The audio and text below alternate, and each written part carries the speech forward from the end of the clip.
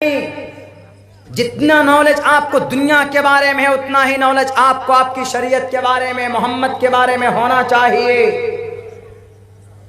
Director کا نام جانتے ہو، پروڈیوسر کا نام جانتے ہو، فلم کب ریلیز ہوتی؟ جمعے کے دن ریلیز ہوتی۔ کبھی غور کیا کہ فلم جمعے کو کیوں ریلیز ہوتی؟ ہمارے نوجوانوں نے کبھی غور نہیں کیا۔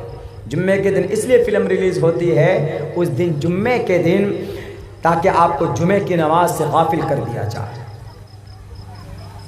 جمعے کے دن ریلیز ہوتی ہے، سنیچر کو بھی ریلیز ہو سکتی ہے فلم، لیکن نہیں، جمعے کو کیا جان بوجھ کر، تاکہ آپ کو جمعے کی نماز سے بڑا طبقہ ہمارے نوجوانوں کا، جب ہم لوگ پڑھتے تھے، ہمارا ایک ساتھی تھا، وہ جمعے کی نماز چھوڑ کر کے مدرسے سے جمعے کی نماز چھوڑ کر کے 12 سے 3 تک شو دیکھنے کے لیے فلم سنیما ہال میں پہنچ جاتا۔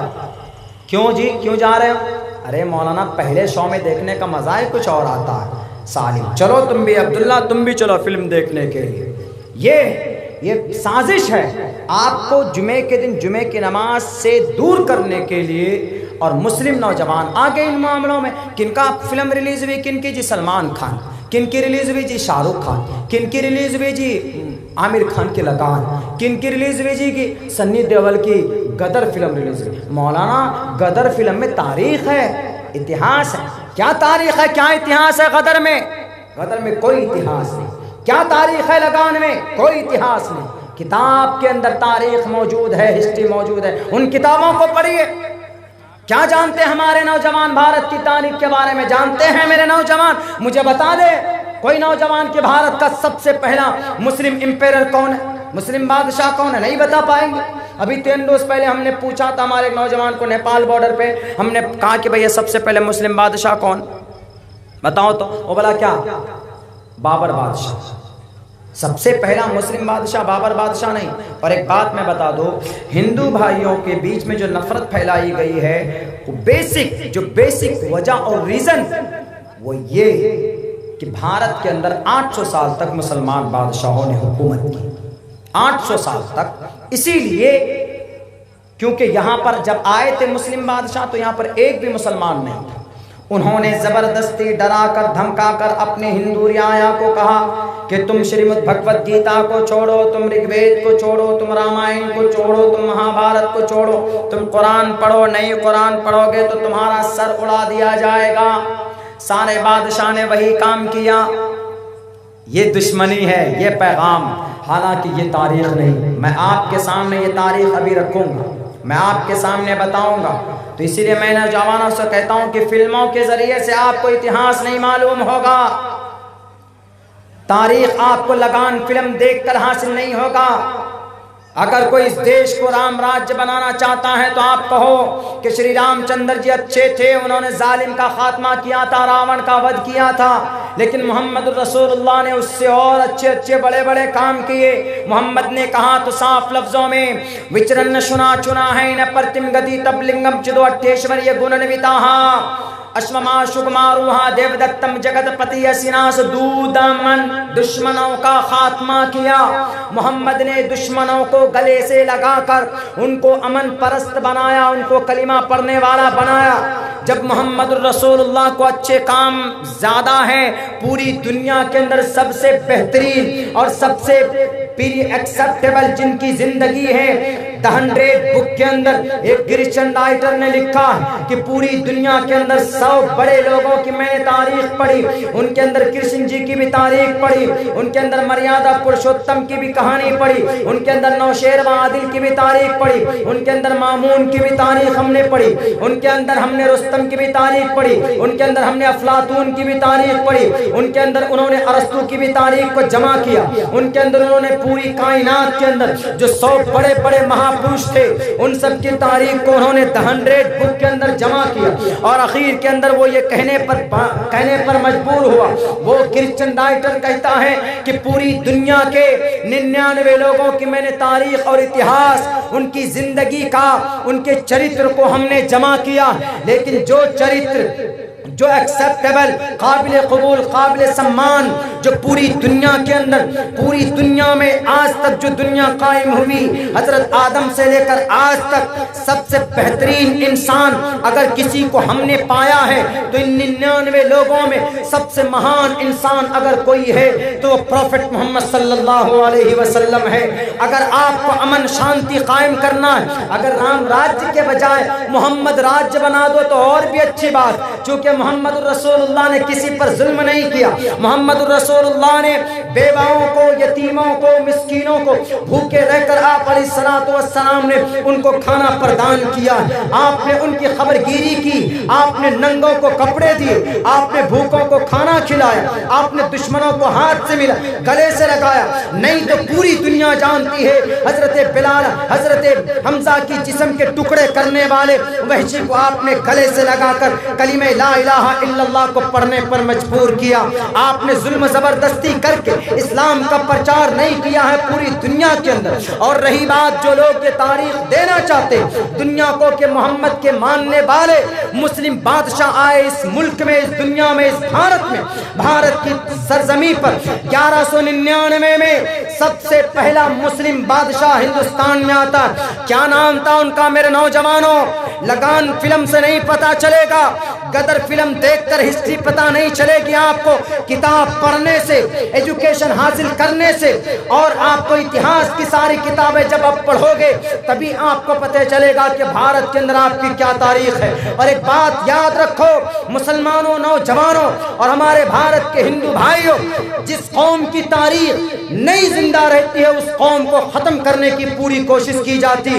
اگر آپ کو زندہ رہنا تو آپ کو اپنی تاریخ کو بتانا ہوگا کہ آپ کی تاریخ اس دیش میں، اس ملک میں کیا ہے۔ پوری دنیا جانتی ہے کہ اسلام ہمارے ہندوستان میں آیا لیکن تلوار کے ذریعے سے نہیں آیا، بادشاہوں کے ذریعے سے نہیں آیا، بلکہ امن، پیار، محبت کی وجہ سے اسلام بھارت کے اندر اپنا قدم جمایا۔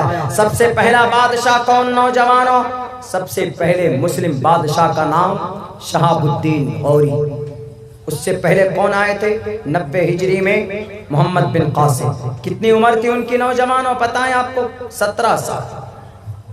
17 سال کا کمانڈر ان چیف راجہ طاہر سے مقابلہ کرتا، جیت جاتا، چلا جاتا، حکومت قائم نہیں کی، کوئی حکومت قائم۔ راجہ طاہر سے دشمنی کیسی تھی؟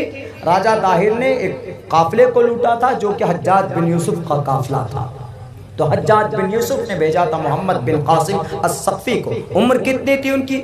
ماتر 17 سے 18 سال۔ آج کل ہمارے نوجوان تو 17 یا 18 سال کے اندر کیا کرتے؟ گیم کھیلتے ہیں، free fire game, free fire game میں بزی ہوتے ہیں۔ پوچھ لیجئے ان سے کہ محمد بن Qasim who was Muhammad bin Qasim and they don't know، کون تھے نہیں جانتے، پتہ ہونا چاہیے۔ حضرت علی کی عمر کیا تھی؟ 22 سال کی عمر تھی جب انہوں نے غزوہ خیبر کے دروازے کو کھاڑ کر پھینک دیا تھا، غزوہ خندق کے اندر انڈرٹیکر سے مقابلہ کیا تھا۔ آپ کہیں گے کہ اس وقت انڈرٹیکر تو تھا ہی نہیں، میں مانتا ہوں انڈرٹیکر نہیں تھا، ایک میں نے مثال دیا آپ کو سمجھانے کے لیے۔ جیسے انڈرٹیکر راک خلی جو پہلوان ہے نا WWF کا ریسلر، ویسا ہی پہلوان تھا غزوہ خندق کے موقع پر۔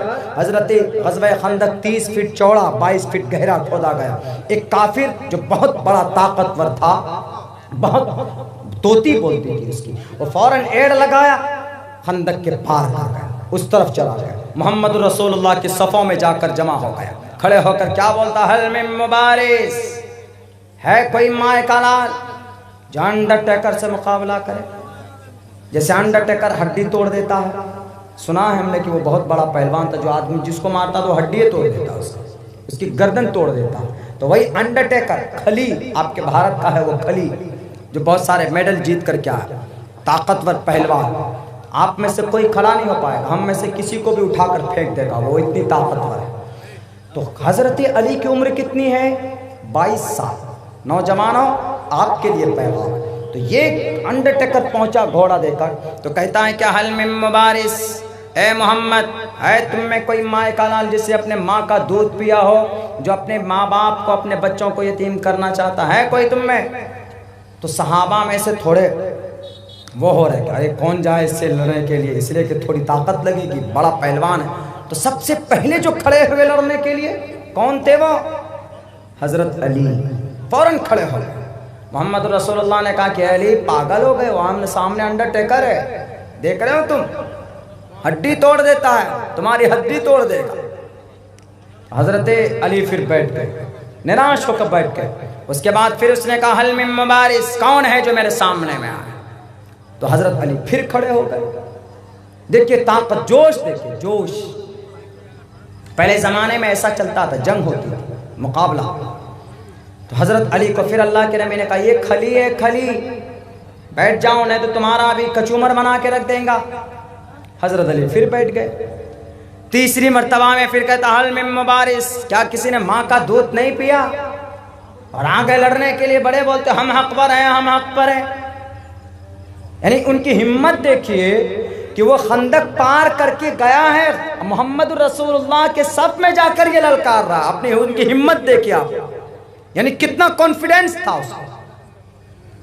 جا کر کفار کے، مشرکین کے صفوں سے نکل کر محمد رسول اللہ کے صف میں. لیکن ایک بات تھی، وہ جانتا تھا کہ محمد کے آرڈر کے بغیر کوئی نہیں آئے گا، ہم پر کوئی یلغار حملہ نہیں کرے گا. یعنی دشمن بھی محمد کے صف میں اپنے آپ کو مامون سمجھتا تھا، محفوظ سمجھتا تھا. دشمن بھی اتنے انصاف پسند تھے محمد رسول اللہ صلی اللہ علیہ وسلم. جب تیسری بار کہا تو حضرت علی پھر کھڑے ہوئے. نوجوانوں، تین مرتبہ حضرت علی کھڑے ہوئے. اور حضرت علی رضی اللہ تعالیٰ عنہ نے کہا کہ اللہ کے نبی اس بات کو کم سے کم موقع دے دیجیے. تو اللہ کے نبی نے کہا کہ ٹھیک ہے جاؤ، مجھے تو ڈر لگ رہا اس لیے کہ سامنے انڈر ٹیکر محمد، یہ انڈر ٹیکر کھلی اور روک جیسا پہلوان ہے، اس کی تلوار کیسے چمک رہی ہے. جاؤ، بھیج دیا، تلوار لو اور لو ڈھال بچانے کے لیے. اللہ کے نبی علیہ الصلوۃ والسلام نے دعا کی کہ اللہ علی کی مدد فرما. دعا کی، حضرت علی گئے، حملہ کیا انڈر ٹیکر نے. تو چھٹک کر ڈھال سے حضرت علی کے گردن پر لگتی ہے تلوار، گردن کٹ جاتی، خون نکلتا. تو حضرت علی تو پتہ کیا کہتا، وہ انڈر ٹیکر کیا کہتے، وہ کافر کیا کہتے، مشرک، اے علی میں نہیں چاہتا کہ تمہارے معصوم خون سے میری تلوار رنگین ہو، میں اپنے تلوار میں داغ نہیں لگانا چاہتا تمہارے معصوم خون سے. جاؤ کسی اور کو بھیجو، میں انڈر ٹیکر ہوں، میرے مقابلے کا جو ہے اس کو بھیجو. کس کو؟ بچے کو بھیج دیا، میں نہیں چاہتا یہ ظلم کرنا. تو حضرت علی کا جواب کیا تھا؟ حضرت علی نے کہا کہ تم انڈر ٹیکر ہو گے اپنی جگہ کا، میں تو چاہتا ہوں نا کہ میری تلوار تمہارے خون سے رنگین ہو. میں چاہتا ہوں، میں علی حیدر کرار، حیدر شیر. تو انہوں نے کہا یہ جواب سننا تھا. فوراً غصے میں آیا، حملہ کیا. حضرت علی نے جو پلٹ کر وار کیا، ایک وار کیا ہے نوجوانوں، ایک وار. بازوؤں میں طاقت ہوتی ہے، ایک وار کرنے سے ڈھال کو دو ٹکڑے کیے، تلوار گردن پر لگتی. اس انڈر ٹیکر کی یہ گردن، یہ ہاتھ، بازو اڑ کر کہاں چلا جاتا ہے پتہ ہی نہیں چلتا. یہ طاقت تھی حضرت علی کی بازوؤں میں. کہاں گئی آپ کی وہ طاقت؟ آپ کے ہاتھوں میں قرآن ہونے چاہیے، آپ کے ہاتھوں میں حدیث کے نسخے ہونے چاہیے، آپ کے سروں پر ٹوپیاں اور پگڑی ہونی چاہیے. لیکن وہ چیزیں نہیں دیکھنے کو ملتی ہے. آپ کے ہاتھوں میں بڑا بڑا موبائل آ گیا، اور جس کے اندر آپ فری فائر گیم کھیلتے ہیں، جس کے اندر آپ واٹس ایپ اور فیس بک ڈاؤن لوڈ کر کر اور پیج بنا کر ہماری سماج کی بہو بیٹیوں کے ساتھ ناجائز سمبند بناتے ہیں. اگر جوانی اسی کا نام ہے تو مر جاؤ، لعنت ہے آپ کی جوانی پر.